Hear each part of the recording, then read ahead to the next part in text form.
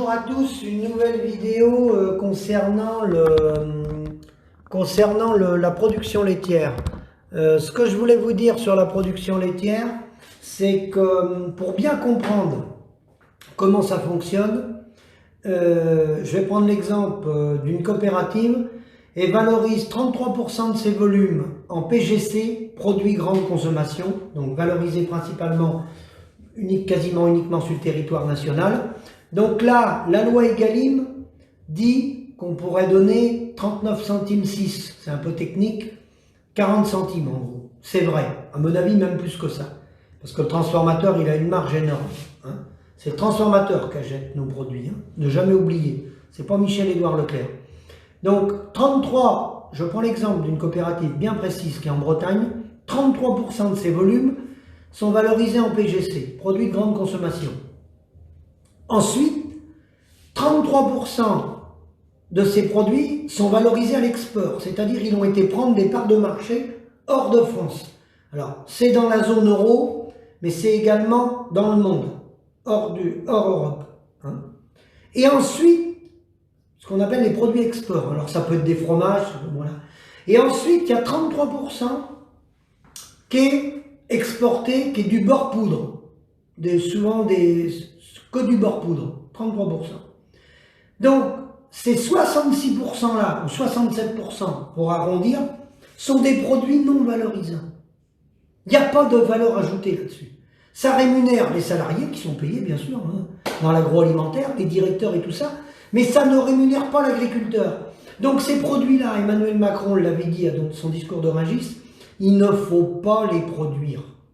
Il faut mieux produire moitié moins et faire vivre l'ensemble de la filière, à commencer par les producteurs. Ces produits-là qui ont été mis en avant par les coopératives, par les conseils d'administration des coopératives, ces produits-là ruinent les agriculteurs. Ruinent les agriculteurs.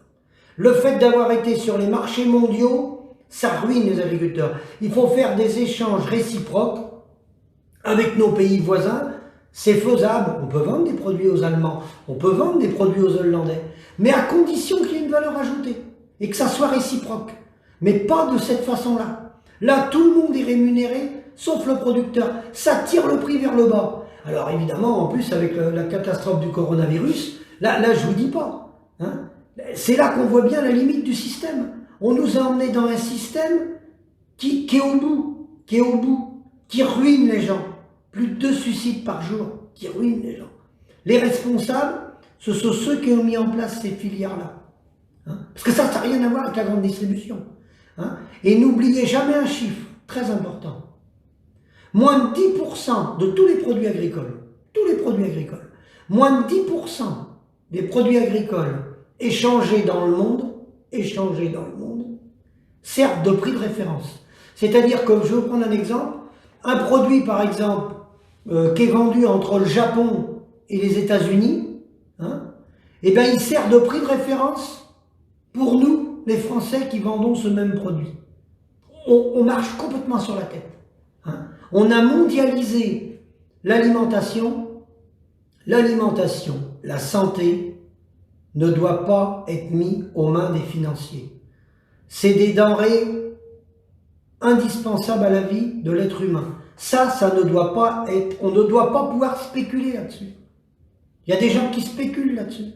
On est en pleine crise financière, il y a des gens qui spéculent là-dessus. Hein? Et c'est pas d'aujourd'hui. Le groupe Total avait acheté 1/3 de la production mondiale de blé dans les années de crise, là, 2008, uniquement pour spéculer sur les matières problèmes agricoles. Donc ça, c'est pas de la faute de nos concitoyens. C'est le politique. Les politiques sont entièrement responsables. Hein. Ils peuvent mettre des lois, ils en mettent bien pour les routes, les autoroutes, pour la santé, pour le tabac. Ils ont bien mis des lois pour le tabac, pour les fumeurs, pour l'alcool, etc. Là, ils ont été capables d'en mettre.